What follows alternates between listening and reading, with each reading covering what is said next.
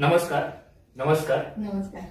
तर ऍक्च्युली जी आपण पहिली आता रिसेंटली एक व्हिडिओ पोस्ट केलेली आहे, जीवन गौरव पुरस्कार तुला मिळालेला आहे, तर त्याच्यावर खूप लोकांची अशी प्रतिक्रिया आलेली आहे की एवढं शुद्ध मराठी आजकाल आपल्याला ऐकायलाच मिळत नाही. तर तुझे काही किस्से आहेत का, जेव्हा फिल्म शूटिंग तुझं चालू असायचं तेव्हा म्हणजे कसे तू डायलॉग पाठ करायची? तर डायलॉगच्या बाबत तू विचार मला, पण खरं सांगू का, पुण्यात माझा जन्म, पुण्यात थोडंसं शिक्षण झालं माझं, बालपण फक्त अवसरीला गेलं माझं, आणि मी पुणेरी म्हटल्यानंतर भाषेमध्ये चांगला गुण असणारच, कारण पुणे हे विद्येचं माहेरघर म्हणून प्रसिद्ध जास्त पहिल्यापासून.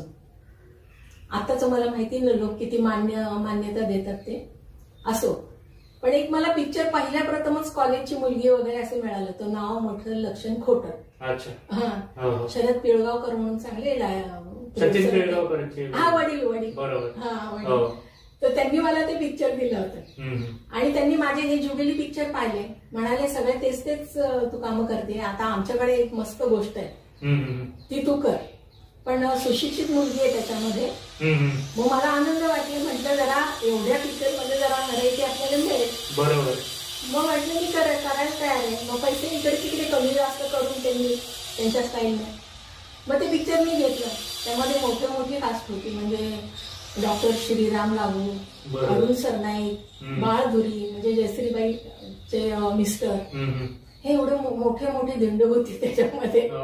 डान्स डायरेक्टर नायडू म्हणून होते, सचिनने पण त्यामध्ये थोडस भानुमती अंगात आली असं ते गाणं थोडस हे केलं होतं मला, डान्स डायरेक्शन. आणि त्याच्यामध्ये एक सीन होता की असं होतं की तो मग ते शरद पिळगावकर सांगायचे असिस्टंटला, त्या असिस्टंटचं नाव मला वाटतं नलावडे, खूप वर्ष झाले मला, पण आठवलं मला ते. आणि ते मला म्हणाले चला उषाबाई चला डायलॉग पाठ करायचे आपल्याला. तर एक सीन होता की ते आजारी पडतात वगैरे किंवा टेन्शन येतं, तर काय झालं ना, तर ते म्हणाले तुम्ही असं बोलायचंय की ते वडील आले ना, ते त्यांना म्हणायचं काय झालं अण्णांना. मी म्हटलं काय झालं अण्णांना, कुठे गेले होते ते, काय करत होते. उषाबाई अण्णांना नाही, अण्णांना. अच्छा. अरे बापरे.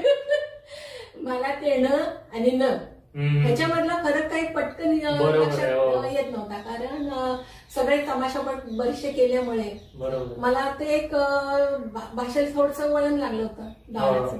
आणि त्यामध्ये तो मी असं बोलता काय झालं अण्णांना, काय झालं ते मला वधून घ्यायचं ते असिस्टंट. आणि बघता थोड्या वेळाने पिळगावकर म्हणाले बोल तू काय झालं अण्णांना, तू बोल रे काय झालं अण्णांना. अरे बापरे, पिळगावकर हसत बसले. डायरेक्टर पण आमचे कापडी सर होते ना, छान माणूस होते ते पण हसत बसले. अरे काय नलावडे, ती बाई सुधारली बोलायला आणि तू बिघडला. असा तो किस्सा झाला होता.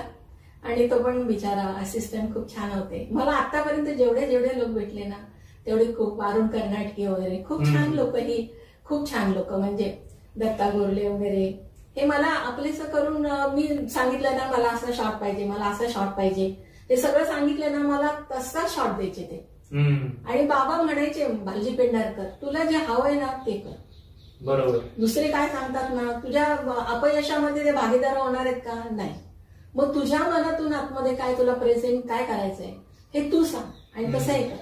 मला भालजी पेंढारकरांनी मेकअप करायला पण शिकवलं होतं त्यावेळेस.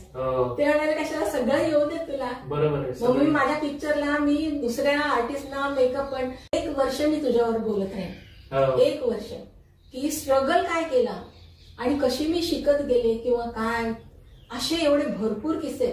आणि मला आता काय वाटतं की मला काही माझ्या असं मी याला जांभळीला घेतलंय शेती सारखं शेतघर, तिथं मला खूप त्रास झाला ना, तिथे जाऊन बसते. निळकंठेश्वराचं मंदिर वरती आहे.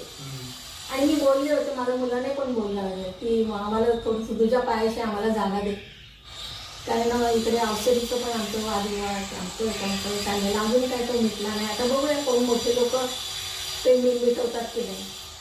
आणि तिथं मी जाऊन बसते. मग तिथं शांत अशी ध्यानस्थ बसले ना रोहन, की मला एवढं बरं वाटतं ना. आणि मग मी डोळ्यासमोर आणते की मी हे पिक्चर केलं, मी असे सीन केले, मी असं वागले, मी अशी राहिले, गमती जमती. तर असं आहे. पुढच्या वेळेस मी तुला अजून सांगते.